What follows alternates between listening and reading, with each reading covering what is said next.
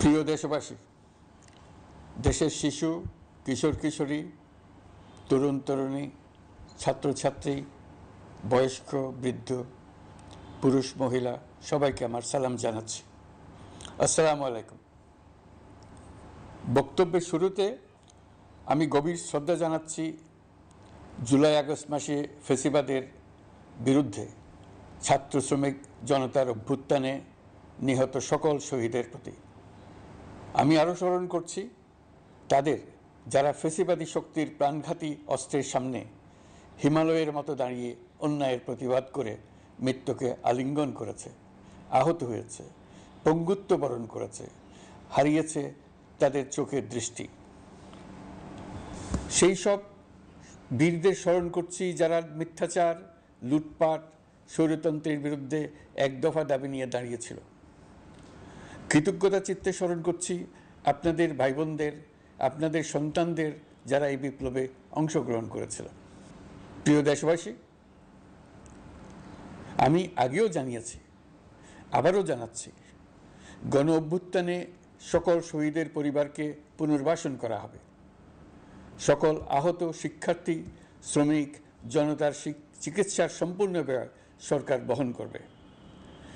আহতদের দীর্ঘমেয়াদী এবং ব্যয়বহুল চিকিৎসা এবং শহীদদের পরিবারের দেখাশোনার জন্য স্বাস্থ্য মন্ত্রণালয়ের নেতৃত্বে একটি পূর্ণাঙ্গ তালিকা প্রস্তুত করা হয়েছে। এখন এই নতুন তথ্য পাওয়ার ভিত্তিতে এই তালিকা হালনাগাদ করা হতে থাকবে। গণ অভ্যুত্থানের শহীদদের স্মৃতি ধরে রাখতে সরকার তার যাত্রা লগ্নে জুলাই গণহত্যা স্মৃতি ফাউন্ডেশন নামে একটি ফাউন্ডেশন প্রতিষ্ঠার উদ্যোগ নেয়। এখন সেই ফাউন্ডেশন তৈরি হয়েছে। সকল শহীদ পরিবার এবং আহতদের সর্বোত্তম চিকিৎসা সহ তাদের পরিবারের সম্পূর্ণ দায়িত্ব এই ফাউন্ডেশন গ্রহণ করছে। এই ফাউন্ডেশনে দান করার জন্য দেশের সকল মানুষ এবং বিদেশে অবস্থানরত বাংলাদেশিদের আমরা আহ্বান জানাচ্ছি। গত মাসে কুমিল্লা, নোয়াখালী, সিলেট অঞ্চলে আকস্মিক বন্যা এসব এলাকার মানুষকে হতভম্ব করে দিয়েছে। এখানে বেশিরভাগ এলাকায় কোনোদিন বন্যা হয়নি। তারা বন্যা মোকাবেলা করে অভ্যস্ত নন। দেশপ্রেমিক সশস্ত্র বাহিনী তাৎক্ষণিকভাবে বন্যা আক্রান্ত সবাইকে রক্ষার জন্য এগিয়ে আসে। সেনা, নৌ এবং বিমান বাহিনী পরস্পরের সঙ্গে সমন্বয় করে একযোগে কাজে নেমে পড়ার ফলে মানুষের দুর্ভোগ কম হয়েছে। এর পরপরই এনজিও এবং সাধারণ মানুষ দেশের সকল অঞ্চল থেকে দলে দলে এগিয়ে এসছে। আমি বিশেষ করে দেশপ্রেমিক সেনাবাহিনীকে আবারও ধন্যবাদ জানাচ্ছি। দেশের সকল দুর্যোগকালে তারা সবসময় আন্তরিকভাবে এগিয়ে এসছে। বিশেষ করে বন্যা ও শান্তি শৃঙ্খলা রক্ষার কাজে তাদের সৈনিক এবং অফিসাররা দিনের পর দিন যেভাবে দায়িত্ব পালন করেছে তার কোনো তুলনা হয় না। জনজীবনে স্বস্তি ও আত্মবিশ্বাস প্রতিষ্ঠায় তাদের ভূমিকা অনন্য। বাংলাদেশ সশস্ত্র বাহিনীর সকল সদস্যকে আমি ধন্যবাদ জানাই তাদের সততা, ত্যাগ ও অসীম দেশপ্রেমের জন্য। দেশের স্বাধীনতা সংগ্রাম থেকে শুরু করে বন্যা, খরা, ঝড়, বৃষ্টি, ঘূর্ণিঝড়, সকল প্রাকৃতিক দুর্যোগে আপনারা সকলের শেষ ভরসার স্থান। দেশের প্রতিটি ক্রান্তি লগ্নে আপনারা দেশের মানুষের পাশে থেকেছেন। দেশের স্বাধীনতার পক্ষে, সার্বভৌমত্বের পক্ষে অবস্থান নিয়েছেন। দেশ গঠনে আপনারা সবার আগে এগিয়ে এসছেন। বিগত জুলাই হতে শুরু হওয়া গণ অভ্যুত্থান, বন্যা, নিরাপত্তা প্রদান, অস্ত্র উদ্ধার সহ সকল কার্যক্রমে আপনারা সফলভাবে দিনরাত কাজ করে যাচ্ছেন। সরকার ও জনগণের পক্ষ থেকে আমি আপনাদের প্রতি কৃতজ্ঞতা জানাচ্ছি। বন্যা আমাদের জনজীবনে আরেকটি দিক উন্মোচন করল। দেশের সকল জায়গায় মানুষের সক্রিয় সহানুভূতির জোয়ার উঠেছিল অবিশ্বাস্য মাত্রায়। ব্যবসায়ী, অর্থবান ব্যক্তিরা যেমন তাদের অর্থ নিয়ে স্বতঃস্ফূর্তভাবে এগিয়ে এসেছিল, তেমনি দেশের বিভিন্ন প্রান্তের সাধারণ মানুষ, স্কুল, কলেজ, বিশ্ববিদ্যালয়ের ছেলেমেয়েরা জোয়ারের ঢলের মতো যার যার সামর্থ্য নিয়ে এগিয়ে এসছে। অনেকেই ছুটে গেছে বন্যার্তদের সহযোগিতা করার জন্য। এনজিওরা বিভিন্ন জায়গা থেকে ছুটে গেছে তাদের সহায়তা নিয়ে।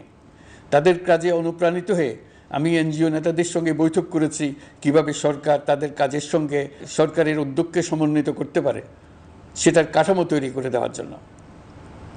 বন্যা এখন চলে গেছে, কিন্তু পুনর্বাসনের কঠিন কাজ আমাদের সামনে রয়ে গেছে। সকলের সহযোগিতায় আমরা পুনর্বাসনের কাজটি সফলভাবে সমাধান করতে চাই। আইন শৃঙ্খলা পরিস্থিতির উন্নতির জন্য আমরা দিনরাত পরিশ্রম করে যাচ্ছি।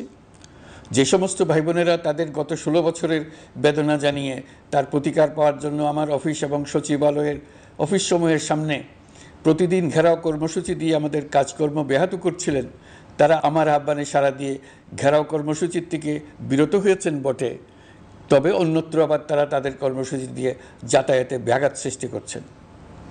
আমি কথা দিচ্ছি, আপনাদের ন্যায্য আবেদনের কথা আমরা ভুলে যাব না। আমরা সকল অন্যায়ের প্রতিকারের জন্য প্রতিশ্রুতিবদ্ধ। আমরা আমাদের দায়িত্বকালে যথাসম্ভব সব সমস্যার সমাধানের চেষ্টা করব। আমি আবারও অনুরোধ করছি, আপনারা যাতায়াতে ব্যাঘাত সৃষ্টি থেকে বিরত থাকুন। জাতি আপনাদের প্রতি কৃতজ্ঞ থাকবে। তৈরি পোশাক, ওষুধ শিল্প, এইসব এলাকায় শ্রমিক ভাই বোনেরা তাদের অভিযোগ জানানোর জন্য ক্রমাগতভাবে এই শিল্পের কার্যক্রম পরিচালনা বন্ধ রাখতে বাধ্য করছেন। এটা আমাদের অর্থনীতিতে যে নেতিবাচক প্রভাব ফেলবে সেটা মোটেই কাম্য নয়। এমনিতেই ছাত্র শ্রমিক জনতার বিপ্লবের পর যে অর্থনীতি আমরা পেয়েছি সেটা নিয়ম নীতিবিহীন দ্রুত ক্ষীয়মান একটা অর্থনীতি। প্রাতিষ্ঠানিক কাঠামো প্রায় ধ্বংসপ্রাপ্ত। বৈদেশিক মুদ্রার রিজার্ভ তলানিতে গিয়ে ঠেকেছে। আমরা এই অর্থনীতিতে প্রাণ সঞ্চারের চেষ্টা করছি, আমাদের উদ্যোগে সাড়াও পাচ্ছি। ঠিক এই সময়ে আমাদের শিল্প কারখানাগুলো বন্ধ হয়ে যাক, অকার্যকর হয়ে যাক, এটা আমাদের অর্থনীতিতে বিরাট আঘাত পড়বে। সেটা কিছুতেই আমাদের কাম্য হতে পারে না। শ্রমিক ভাই বোনদের অনেক দুঃখ আছে, কিন্তু সেই দুঃখ প্রকাশ করতে গিয়ে আপনাদের মূল জীবিকা বন্ধ হওয়ার উপক্রম হলে সেটা ঠিক হবে না। দেশের অর্থনীতি ধ্বংসপ্রাপ্ত হলে সেটা ঠিক হবে না। শ্রমিক মালিক উভয়ের পক্ষে আলোচনা করে এসব সমস্যার সমাধান আমরা অবশ্যই বের করব। আপনারা কারখানা খোলা রাখুন, অর্থনীতির চাকা সচল রাখুন, দেশের অর্থনীতিকে সোজা হয়ে দাঁড়াতে দিন। আমরা আপনাদের সমস্যার স্থায়ী সমাধান বের করার জন্য সর্বশক্তি প্রয়োগ করব। মালিক পক্ষের কাছে আমাদের আবেদন, আপনারা শ্রমিকদের সঙ্গে বোঝাপড়া করুন, কারখানা সচল রাখুন, অর্থনীতির দুর্বল স্বাস্থ্যকে সবল করে তুলুন। ওষুধ শিল্প এবং তৈরি পোশাক শিল্প দেশের গৌরব। এর মাধ্যমে আমাদের শ্রমিক ভাই বোনেরা তাদের কর্মকুশলতা বিশ্বকে মুগ্ধ করেছে। এর সাফল্য এখন থমকে আছে। আমরা এই দুই শিল্পকে তাদের সম্ভাব্য শীর্ষে নিয়ে যেতে চাই। দুর্বল করার তো প্রশ্নই ওঠে না। এই দুই শিল্পের কোথায় কোথায় বাধা আছে, সমস্যা আছে, সেগুলো চিহ্নিত করে তাকে বাধামুক্ত করতে চাই। আমরা বিদেশি ক্রেতাদের একত্রিত করে তাদের সহযোগিতা চাইব, যেন বাংলাদেশের এই শিল্প দুটি বিশ্বের অন্যান্য দেশের চাইতে বেশি আস্থাযোগ্য হয়ে গড়ে উঠতে পারে। সব কিছুই সম্ভব যদি আমরা শ্রমিক মালিক সম্পর্কটা একটা নির্ভরযোগ্য, আনন্দদায়ক করে গড়ে তুলতে পারি। আমাদের সরকারের প্রথম মাস কাটল, দ্বিতীয় মাস থেকে আমরা নতুন বাংলাদেশ গড়ার ভিত্তি হিসেবে নতুন শ্রমিক মালিক সম্পর্কের সূচনা করতে চাই। এটা দেশের সবার কাম্য। দেশের নতুন প্রজন্ম নির্ভয়ে যেন তাদের ভবিষ্যৎ নিয়ে এগিয়ে যেতে পারে, আমরা সেই লক্ষ্যে কাজ করছি। আমাদের দায়িত্ব অনেক। ন্যায়ভিত্তিক একটা সমাজ গড়ে তোলার জন্য একসাথে অনেকগুলো কাজ আমাদের হাত দিতে হবে। 1 জুলাই থেকে 5 আগস্ট পর্যন্ত ছাত্র জনতার গণ আন্দোলনকে দমন করতে যেসব ফৌজদারি মামলা দায়ের করা হয়েছিল, এর মধ্যে হত্যা মামলা ছাড়া বাকি প্রায় সকল মামলা প্রত্যাহার করা হয়েছে। এইসব মামলায় গ্রেফতারকৃত সকলে মুক্তি পেয়েছে। দায়িত্ব গ্রহণের শুরুতেই অন্তর্বর্তীকালীন সরকার বিচার বিভাগের বড় সংস্কারের কাজে হাত দিয়েছে। যোগ্যতম ব্যক্তিকে প্রধান বিচারপতি নিয়োগ দেওয়াতে মানুষের মনে নতুন আশার সঞ্চার হয়েছে। আপিল বিভাগের বিচারপতি নিয়োগ, অ্যাটর্নি জেনারেল নিয়োগ এবং অন্যান্য নিয়োগগুলি অতি গুরুত্বপূর্ণ নিয়োগ, যেগুলো সবকটাই সম্পন্ন হয়েছে।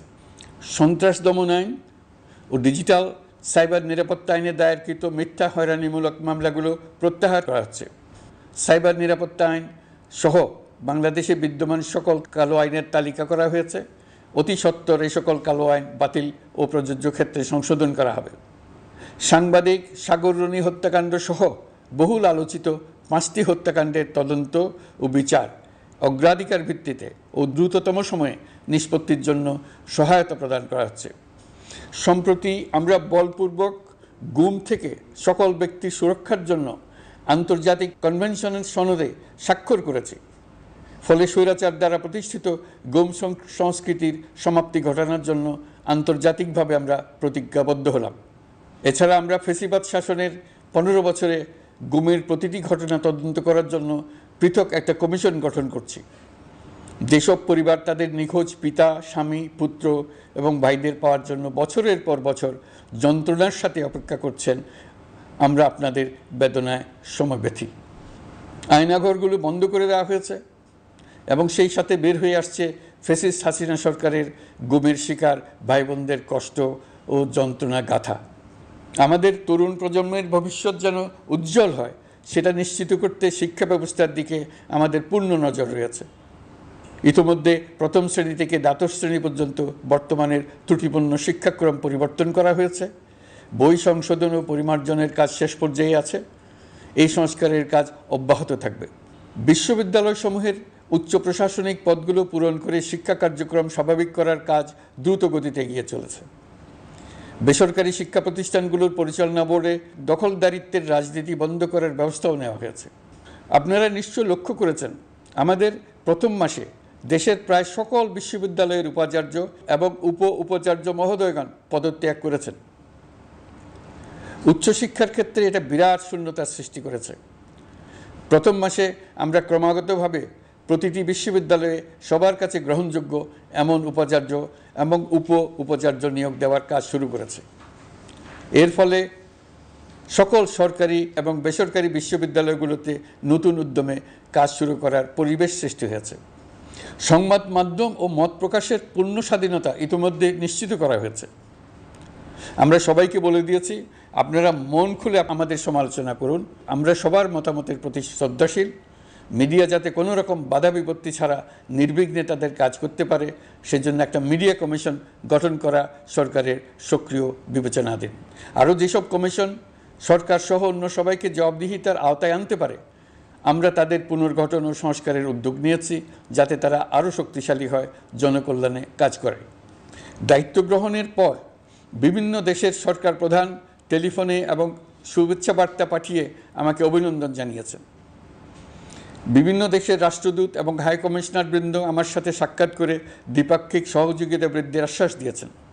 আমার অনুরোধে সংযুক্ত আরব আমিরাতের 57 জন বাংলাদেশি যারা ফ্যাসিবাদ বিরোধী বিক্ষোভে অংশগ্রহণ করায় বিভিন্ন মেয়াদে কারাদণ্ডে দণ্ডিত হয়েছিলেন, তাদের সাধারণ ক্ষমা ঘোষণা করেছেন সে দেশের সরকার। ইতিমধ্যে তাদের কয়েকজন দেশে ফিরে এসেছেন। এই ক্ষমা প্রদর্শন ছিল অতি বিরল একটি ঘটনা।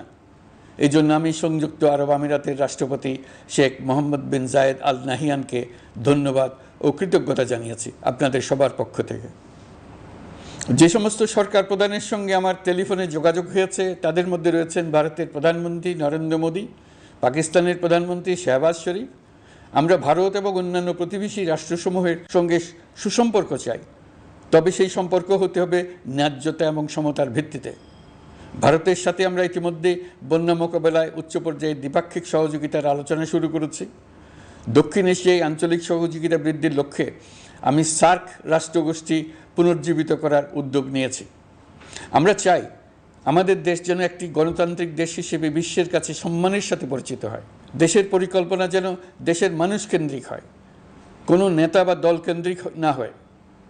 আমরা স্বৈরাচারী হাসিনা সরকারের অহেতুক কোটি কোটি টাকা ব্যয়ের প্রকল্প বাস্তবায়িত হতে দেখেছি, যেগুলো কখনোই দেশের মানুষের জন্য ছিল না, বরং এর সাথে জড়িত ছিল কুৎসিত আমিত্ব এবং বিশাল আকারের চুরি। চলমান এবং প্রস্তাবিত সকল উন্নয়ন প্রকল্পগুলোর যাচাই বাছাই করার কাজ ইতিমধ্যে আমরা শুরু করেছি। প্রকল্প বাস্তবায়নের পর্যায় বিবেচনা করে বাকি কাজে ব্যয়ের সাশ্রয় এমনকি প্রয়োজন মতে তা বাতিল করার কথা বিবেচনা করা হবে। দেশের মানুষকে আর ফাঁকি দেওয়া চলবে না। কর্মসংস্থান তৈরি করবে এমন প্রকল্পগুলোকে আমরা অগ্রাধিকার দেব। লুটপাট ও পাচার হয়ে যাওয়া অর্থ ফিরিয়ে আনার উদ্যোগ আমরা নিয়েছি। আর্থিক খাতে শৃঙ্খলা ফিরিয়ে আনতে একটা ব্যাংকিং কমিশনও গঠন করার উদ্যোগ নেওয়া হয়েছে। বিভিন্ন ব্যাংকের পরিচালনা পরিষদ পুনর্গঠন করা হয়েছে। ব্যাংকিং খাতে এই এক মাসে বিরাট পরিবর্তন এসেছে, আপনারা নিশ্চয়ই সেটা লক্ষ্য করেছেন। আমরা এই খাতে নিয়মনীতি প্রতিষ্ঠা করতে পেরেছি। আরও অনেক কাজ বাকি রয়ে গেছে। প্রথম মাসের কাজ হিসেবে শুধু প্রধান কাজগুলো করেছে, তার সঙ্গে রয়েছে আরও অনেক পরবর্তী কাজ। ফ্যাসিবাদী সরকার লুটপাট করার জন্য নতুন করে 60,000 কোটি টাকা ছাপিয়ে বাজারে ছাড়ার কারণে মুদ্রাস্ফীতির শিকার হয়েছে দেশের মানুষ। এই অতুলনীয় মুদ্রাস্ফীতি নিয়ন্ত্রণ অন্তর্বর্তী সরকারের অন্যতম প্রধান লক্ষ্য। মুদ্রাস্ফীতি নিয়ন্ত্রণের লক্ষ্যে পলিসি সুদের হার বৃদ্ধি করে 9% উন্নীত করা হয়েছে। মূল্যস্ফীতি থেকে সাধারণ মানুষকে সুরক্ষা দেওয়ার উদ্দেশ্যে ওএমএস খাদ্যবান্ধব কর্মসূচি সহ সুলভ মূল্যে প্রান্তিক মানুষের কাছে নিত্য প্রয়োজনীয় দ্রব্য সরবরাহ চলমান রাখা হয়েছে। মূল্যস্ফীতি মোকাবেলায় চলতি অর্থ বছরে চাল ও গম আমদানির জন্য 5,800 কোটি টাকা, আভ্যন্তরীণ সংগ্রহের জন্য 8,900 কোটি টাকা এবং খাদ্য ভর্তুকির 3টি প্রোগ্রামের জন্য 7,360 কোটি টাকা বরাদ্দ রাখা হয়েছে। বিভিন্ন স্টেক হোল্ডারের সাথে সভা করে মূল্যস্ফীতি নিয়ন্ত্রণের করণীয়সমূহ চিহ্নিত করা হয়েছে। পরিচালন ও উন্নয়ন ব্যয় যৌক্তিক পরিমাণে হ্রাস করার জন্য কার্যক্রম গ্রহণ করা হয়েছে। কৃষিপণ্য উৎপাদনের জন্য সার আমদানির ক্ষেত্রে প্রয়োজনীয় বৈদেশিক মুদ্রার সরবরাহ নিশ্চিত করার পদক্ষেপ নেওয়া হয়েছে। প্রকৃত চাষিগণ যাতে কৃষি ঋণ পেয়ে থাকেন তা নিশ্চিত করার উদ্যোগ নেওয়ার পাশাপাশি কৃষি ঋণের পরিমাণ বৃদ্ধি করা হয়েছে। মার্কিন ডলারের বিপরীতে টাকার বিনিময় হার স্থিতিশীল রাখার লক্ষ্যে বৈদেশিক মুদ্রার বিনিময় হারকে বাজারভিত্তিক করা হয়েছে। কালো টাকা সাদা করার অনৈতিক অনুমতি বাতিল করা হয়েছে। বৈদেশিক মুদ্রার রিজার্ভ বৃদ্ধি করতে বিভিন্ন উন্নয়ন সহযোগীদের কাছ থেকে বাজেট সাপোর্ট চাওয়া হয়েছে। আন্তর্জাতিক মুদ্রা তহবিল থেকে অতিরিক্ত 3 বিলিয়ন মার্কিন ডলার, বিশ্বব্যাংক থেকে অতিরিক্ত 1 বিলিয়ন ডলার, জাইকা থেকে অতিরিক্ত 1 বিলিয়ন মার্কিন ডলার প্রদানের অনুরোধ করা হয়েছে। রূপপুর পারমাণবিক বিদ্যুৎ কেন্দ্র নির্মাণ প্রকল্পের অগ্রিম অর্থ পরিশোধ এবং বকেয়া পাওনা নিয়ে রাশিয়ান ফেডারেশনের সাথে অর্থ মন্ত্রণালয়ের আলোচনা চলছে। পাইপলাইনে থাকা 48 বিলিয়ন মার্কিন ডলার বৈদেশিক সহায়তা ব্যবহারের উদ্যোগ নেওয়া হয়েছে। মেগা প্রকল্পের নামে লুটপাট বন্ধের পাশাপাশি স্বাস্থ্য ও শিক্ষা খাতে বরাদ্দ বৃদ্ধির পরিকল্পনা গ্রহণ করা হয়েছে। বৈদেশিক মুদ্রার রিজার্ভের উপর চাপ কমানোর লক্ষ্যে রাশিয়া এবং চীন থেকে প্রাপ্ত ঋণের সুদের হার কমানো এবং ঋণের মেয়াদ বৃদ্ধির জন্য অনুরোধ জানানো হয়েছে। সকল উন্নয়ন সহযোগীদের সাথে সম্পর্ক আরও নিবিড় করার উদ্যোগ নেওয়া হয়েছে। সকল অর্থনৈতিক সূচক এবং পরিসংখ্যানের প্রকৃত মান বা সংখ্যা প্রকাশের জন্য নির্দেশনা প্রদান করা হয়েছে। জিডিপি, মূল্যস্ফীতি ইত্যাদি সঠিক উপাত্ত সংগ্রহ, প্রাক্কলন ও প্রকাশের জন্য নির্দেশনা দেওয়া হয়েছে। জাতীয় রাজস্ব বোর্ড এবং অর্থ বিভাগের রাজস্ব আয় সম্পর্কিত উপাত্তের মধ্যে পার্থক্য নিরসনে উদ্যোগ নেওয়া হয়েছে। প্রকৃত রপ্তানি আয় নিরূপণ এবং প্রকাশের নির্দেশনা দেওয়া হয়েছে। জাতীয় রাজস্ব বোর্ডের অটোমাইজেশনের লক্ষ্যে পরিকল্পনা গ্রহণ করা হয়েছে। পুঁজিবাজারকে স্বাভাবিক ধারায় ফিরিয়ে আনতে সিকিউরিটি এক্সচেঞ্জ কমিশন পুনর্গঠন করা হয়েছে। নিত্য প্রয়োজনীয় পণ্য সামগ্রীর সরবরাহ স্বাভাবিক রাখার নিমিত্তে ব্যবসায়ী, শিল্প মালিক ও ব্যবসায়ী সংগঠনের সাথে সভা করা হচ্ছে এবং তাদের মতামতের ভিত্তিতে বিভিন্ন ব্যবস্থা গ্রহণ করা হচ্ছে। বিদ্যমান মজুদ ও ঘাটতি মূল্যায়ন করে ভবিষ্যৎ চাহিদা পর্যালোচনা করে স্থানীয় উৎপাদন বৃদ্ধির পাশাপাশি আমদানি পর্যায়ে বিভিন্ন জটিলতা দূরীকরণ, বন্দর ও বড় মোকামসহ পরিবহন ব্যবস্থার বিভিন্ন সমস্যা সমাধানে সংশ্লিষ্ট সকল মন্ত্রণালয়, দপ্তর, বিভাগকে প্রয়োজনীয় নির্দেশ দেওয়া হয়েছে। এই জন্য তেল, চিনি, ডিম ও মাংস উৎপাদনকারী বৃহৎ প্রতিষ্ঠানসমূহের সাথে সভা ও মতবিনিময় করা হচ্ছে। নিত্য প্রয়োজনীয় কিছু দ্রব্যাদি যেমন পেঁয়াজ, আলু এসবের দাম আরও কমানোর জন্য বিদ্যমান শুল্ক হার হ্রাসের বিষয়ে এনবিআরকে প্রয়োজনীয় নির্দেশনা দেওয়া হয়েছে। ইতোমধ্যে এনবিআর পেঁয়াজ, আলু ও কতিপয় কীটনাশকের ক্ষেত্রে আমদানি শুল্ক হ্রাস এবং ক্ষেত্র বিশেষে রেগুলেটরি শুল্ক প্রত্যাহার করে এসআরও জারি করেছে। নিম্ন আয়ের 1 কোটি পরিবারকে টিসিবির মাধ্যমে হ্রাসকৃত মূল্যে কিছু পণ্য যেমন পরিবার প্রতি চাল মাসে 5 কেজি, সয়াবিন তেল মাসে 2 কেজি, মসুর ডাল মাসে 2 কেজি দেওয়া হচ্ছে। এটি সামনের দিনগুলোতে অব্যাহত রাখা হবে। সরকার দায়িত্ব গ্রহণের পর জনপ্রত্যাশা অনুযায়ী বিদ্যুৎ, জ্বালানি ও খনিজ সম্পদ মন্ত্রণালয় হতে বিদ্যুৎ ও জ্বালানির দ্রুত সরবরাহ বৃদ্ধি আইনের অধীনে চলমান সকল প্রকার নেগোসিয়েশন, প্রকল্প বাছাই এবং ক্রয় প্রক্রিয়াকরণ কার্যক্রম আপাতত স্থগিত করা হয়েছে। গত 1.5 দশকে এই আইন ব্যবহার করে লক্ষ কোটি টাকা লুটপাট হয়েছে। বিদ্যুৎ, জ্বালানি ও খনিজ সম্পদ মন্ত্রণালয়ের আওতাধীন কোম্পানিসমূহে অধিকতর স্বচ্ছতা ও জবাবদিহিতা আনার লক্ষ্যে কোম্পানিসমূহের পরিচালনা পর্ষদ পুনর্গঠন করা হয়েছে। প্রকৌশল, ভূতত্ত্ব এবং খনিজ হিসাব বিষয়ে অধ্যয়ন করেছে এমন ছাত্র প্রতিনিধি অন্তর্ভুক্ত করার জন্য উদ্যোগ গ্রহণ করা হয়েছে। এই খাতে অধিকতর সক্ষমতা, গতিশীলতা এবং জবাবদিহিতা নিশ্চিত করার লক্ষ্যে বিশেষজ্ঞগণের সমন্বয়ে একটি কমিটি গঠন করা হয়েছে। জ্বালানি তেলের মূল্য জনপ্রত্যাশা অনুযায়ী সহনশীল রাখতে অকটেন ও পেট্রোলের দাম 6 টাকা, ডিজেল ও কেরোসিনের দাম 1 টাকা 25 পয়সা কমানো হয়েছে। 37 দিন বন্ধ থাকার পর গত 25 আগস্ট হতে মিরপুর 10 ও কাজীপাড়া স্টেশন ছাড়া বাকি সব স্টেশনে মেট্রো রেল পুনরায় চালু করা হয়েছে। ভুয়া মুক্তিযোদ্ধাদের চিহ্নিত করার লক্ষ্যে বিশেষ করে মুক্তিযুদ্ধের সময় যাদের বয়স 12.5 বছরের কম ছিল তাদের মুক্তিযুদ্ধ তালিকা হতে বাতিলের জন্য সুপ্রিম কোর্টে লিভ টু আপিলের পদক্ষেপ গ্রহণ করা হয়েছে। মুক্তিযোদ্ধা কল্যাণ ট্রাস্টের আওতাধীন বেদখলকৃত স্থাবর সম্পত্তি উদ্ধারে প্রয়োজনীয় ব্যবস্থা গ্রহণ করা হয়েছে। গৃহায়ন ও গণপূর্ত মন্ত্রণালয় কর্তৃক গৃহীত বরিশাল, রংপুর, ময়মনসিংহ উন্নয়ন কর্তৃপক্ষ আইন এর খসড়া তৈরির কার্যক্রম নেওয়া হয়েছে। পূর্বাচল নতুন শহর প্রকল্প, ঢাকার আশেপাশে স্যাটেলাইট সিটি নির্মাণের রোডম্যাপ চূড়ান্তকরণের উদ্যোগ নেওয়া হয়েছে। বিধি বহির্ভূত প্রদত্ত প্লট ও ফ্ল্যাটের বরাদ্দ বাতিলের উদ্যোগ নেওয়া হয়েছে। প্রিয় দেশবাসী, আপনাদের আমাদের সন্তানদের জন্য একটি গণতান্ত্রিক বাংলাদেশের রূপরেখা তৈরি করতে আমরা দৃঢ় প্রতিজ্ঞ। আর যেন আমাদের কোনো স্বৈরাচারের হাতে পড়তে না হয়। আমরা যাতে বলতে পারি আমরা একটি গণতান্ত্রিক দেশে বসবাস করি, আমরা যাতে সকলেই দাবি করতে পারি যে এই দেশটি আমাদের, আমরা সেই লক্ষ্যেই কাজ করছি। কেউ আইন নিজের হাতে তুলে নেবেন না। আইন নিজের হাতে তুলে নিয়ে কেউ সমাজে বিশৃঙ্খল পরিবেশ সৃষ্টি করলে আমরা তাকে অবশ্যই শাস্তির আওতায় নিয়ে আসব। আমরা একটি সাম্প্রদায়িক সম্প্রীতির দেশ। ধর্মীয় সম্প্রীতি বিনষ্ট হয় এমন কোনো কাজ কেউ কোনোভাবেই করবেন না। অতীতে শুধুমাত্র আওয়ামী মতাদর্শী না হওয়ার কারণে 28তম থেকে 42তম BCS পর্যন্ত BPSC কর্তৃক সুপারিশকৃত অনেক প্রার্থী নিয়োগ বঞ্চিত হয়েছেন। 8ই আগস্ট পরবর্তী সময়ে এর মধ্যে এদের 259 জনকে নিয়োগ দেওয়া হয়েছে। মাঠ প্রশাসনকে জনবান্ধব এবং দুর্নীতিমুক্ত জবাবদিহিমূলকভাবে গড়ে তোলার জন্য সব ধরনের উদ্যোগ নেওয়া হয়েছে। সরকারি কর্মচারীদের বাধ্যতামূলকভাবে সম্পদ বিবরণী দাখিলের নির্দেশ দেওয়া হয়েছে এবং এটা প্রতি বছর তাদেরকে করতে হবে। ধ্বংস হয়ে পড়া একটা জনপ্রশাসনকে নিয়ে যাত্রা শুরু করেছি। মন্ত্রণালয়গুলোর উচ্চতম পদে যারা নিয়োজিত ছিলেন তারা অনেকে দায়িত্ব ছেড়ে চলে গেছেন, কিংবা পদে থাকলেও সহকর্মীদের চাপের মুখে কাজ করতে পারছিলেন না, বাধ্য হয়ে পদত্যাগ করেছেন। আর যারা 16 বছরের স্বৈরাচারী শাসনের আমলে পদত্যাগে বাধ্য হয়েছিলেন কিংবা দায়িত্ববিহীন অবস্থায় একই পদে থেকে বাধ্য হয়েছেন, তাদের সবার কথা বিবেচনা নিয়ে জনপ্রশাসনকে নতুন করে দাঁড় করানোই ছিল আমাদের প্রথম মাসে কঠিনতম সময়। আবার সকল সমস্যার সমাধান করে একটি নতুন জনপ্রশাসন কাঠামো দাঁড় করাতে পেরেছি, এটাই আমাদের প্রথম মাসের সবচাইতে বড় অর্জন। আমার বিশ্বাস এই জনপ্রশাসন জনগণের ইচ্ছা পূরণে সর্বোচ্চ অবদান রাখতে পারবে। অতি স্বল্প জনবল নিয়ে দাপ্তরিক কার্যক্রম শুরু করা হলেও প্রথম দিকে বিভিন্ন মন্ত্রণালয় ও বিভাগ থেকে পাঠানো বিবিধ প্রস্তাব দ্রুত গতিতে এবং আইনগত সমস্ত বাধ্যবাধকতা মেনে সিদ্ধান্ত নেওয়া হয়েছে। গত এক মাসে বিভিন্ন মন্ত্রণালয় ও বিভাগ 198টি অতি গুরুত্বপূর্ণ বিষয়ে সিদ্ধান্ত নিয়েছে। জনপ্রশাসনের 135 জন অতিরিক্ত সচিব, 227 জন যুগ্ম সচিব এবং 120 জন উপসচিবকে পদোন্নতি প্রদান করা হয়েছে। 59টি জেলার জেলা প্রশাসককে প্রত্যাহার করা হয়েছে এবং নতুন 59 জন জেলা প্রশাসককে নিয়োগ দেওয়া হয়েছে। 67 জন কর্মকর্তার চুক্তিভিত্তিক নিয়োগ বাতিল করা হয়েছে।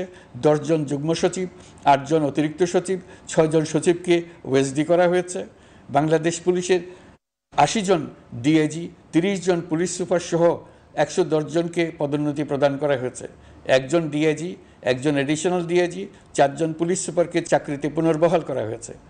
আইজিপি সহ 10 জন অতিরিক্ত আইজি, 88 জন ডিআইজি, 21 জন এডিশনাল ডিআইজি, 177 জন পুলিশ সুপার সহ মোট 297 জন কর্মকর্তাকে বদলি করা হয়েছে। ছাত্র শ্রমিক জনতার বিপ্লবের মূল লক্ষ্য ছিল গণভবন। এটা ছিল স্বৈরাচারের কেন্দ্রবিন্দু। এই সরকার বিপ্লবের প্রতি সম্মান দেখিয়ে গণভবনকে বিপ্লবের জাদুঘর হিসেবে ঘোষণা দিয়েছে।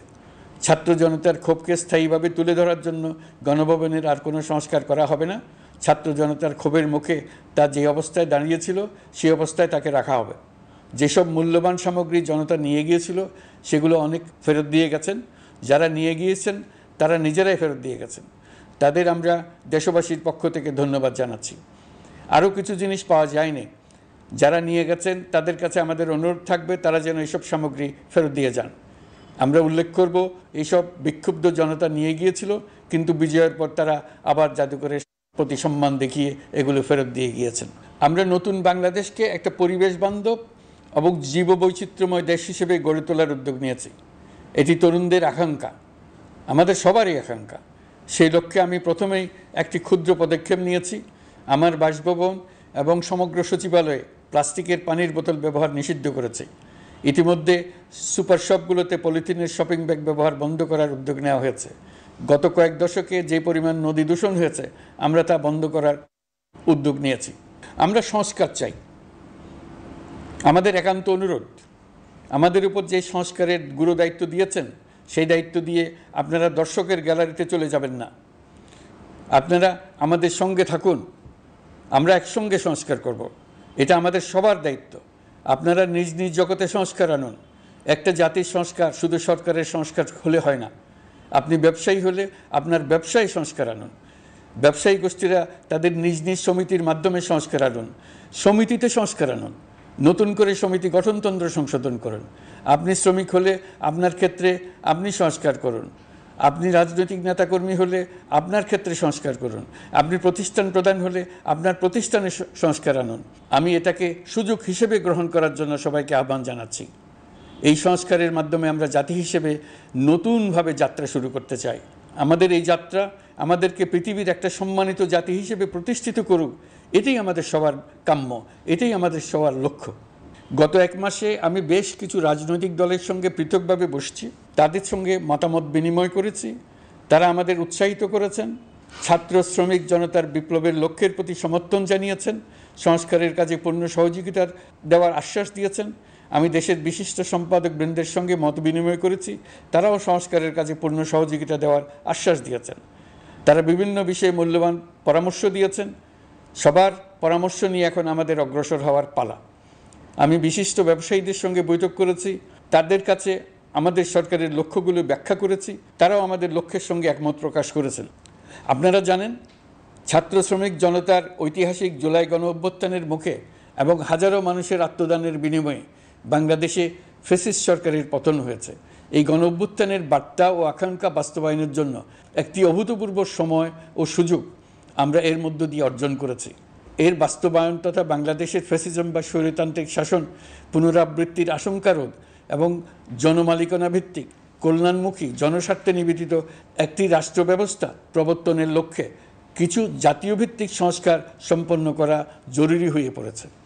উক্ত সংস্কার ভাবনার অন্যতম কেন্দ্রবিন্দু হচ্ছে সুষ্ঠু নির্বাচন ব্যবস্থা, সুশাসন প্রতিষ্ঠা করা। আমরা যেহেতু জনগণের ভোটাধিকার ও জনগণের মালিকানায় বিশ্বাস করি, সেহেতু নির্বাচন ব্যবস্থার উন্নয়নে আমাদের সংস্কার ভাবনায় গুরুত্ব পেয়েছে অধিক। আমরা মনে করি নির্বাচনের নামে সংখ্যাগরিষ্ঠতার একাধিপত্য ও দুঃশাসন মানুষের উপর চাপিয়ে দেওয়া বা এর মাধ্যমে এক ব্যক্তি বা এক পরিবার বা কোনো গোষ্ঠীর কাছে সকল ক্ষমতা কুক্ষিগত করে রাখার কোনো ক্রমেই গ্রহণযোগ্য নয়। এসব আশঙ্কা রোধ করার জন্য নির্বাচনের সাথে সম্পর্কিত নির্বাচন কমিশন সহ অন্যান্য প্রতিষ্ঠানগুলোর সংস্কারের কথা আমরা ভাবছি।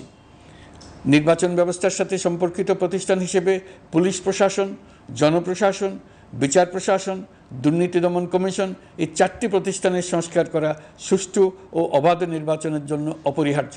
এসব প্রতিষ্ঠানের সংস্কার জনমালিকানা ভিত্তিক, জবাবদিহিমূলক এবং কল্যাণমূলক রাষ্ট্র ব্যবস্থা প্রতিষ্ঠায় অবদান রাখবে বলে আমি বিশ্বাস করি। এর পাশাপাশি সমাজের সকল স্তরের মানুষের প্রতিনিধিত্ব ও স্বার্থ নিশ্চিত করার জন্য এবং জুলাই গণ অভ্যুত্থানের বার্তাকে প্রতিফলিত করার জন্য সাংবিধানিক সংস্কারের প্রয়োজন আমরা অনুভব করছি। এসব বিষয়ে সংস্কার করার প্রাথমিক পদক্ষেপ হিসেবে আমরা প্রাথমিকভাবে 6টি কমিশন গঠন করার সিদ্ধান্ত নিয়েছি। এসব কমিশনের কাজ পরিচালনার জন্য বিষয়ভিত্তিক অভিজ্ঞতা বিবেচনা করে 6 জন বিশিষ্ট নাগরিকের নেতৃত্বে এই কমিশনগুলো পরিচালনা করার দায়িত্ব দিয়েছি। এরপর আরও বিভিন্ন বিষয়ে কমিশন গঠন করার প্রক্রিয়া আমরা অব্যাহত রাখব। নির্বাচন ব্যবস্থা সংস্কার কমিশনের প্রধান হিসেবে দায়িত্ব পালন করবেন ডক্টর বদিউল আলম মজুমদার। পুলিশ প্রশাসন সংস্কার কমিশনের প্রধান হিসেবে কাজ করবেন জনাব সরফরাজ চৌধুরী। বিচার বিভাগ সংস্কার কমিশনের প্রধান হিসেবে দায়িত্ব পালন করবেন বিচারপতি শাহ আবু নাঈম মমিনুর রহমান। দুর্নীতি দমন সংস্কার কমিশনের প্রধান হিসেবে দায়িত্ব পালন করবেন ডক্টর ইফতেখারুজ্জামান। জনপ্রশাসন সংস্কার কমিশনের প্রধান হিসেবে দায়িত্ব পালন করবেন জনাব আব্দুল মুহিত চৌধুরী। সংবিধান সংস্কার কমিশনের প্রধান হিসেবে দায়িত্ব পালন করবেন ডক্টর শাহদিন মালিক। এসব কমিশনের অন্য সদস্যদের নাম কমিশন প্রধানদের সাথে আলোচনা করে ঠিক করা হবে। কমিশনগুলোর আলোচনা ও পরামর্শ সভায় উপদেষ্টা পরিষদের সদস্য, ছাত্র, শ্রমিক জনতা আন্দোলনের প্রতিনিধি, নাগরিক সমাজ ও রাজনৈতিক দলের প্রতিনিধিরা উপস্থিত থাকবেন।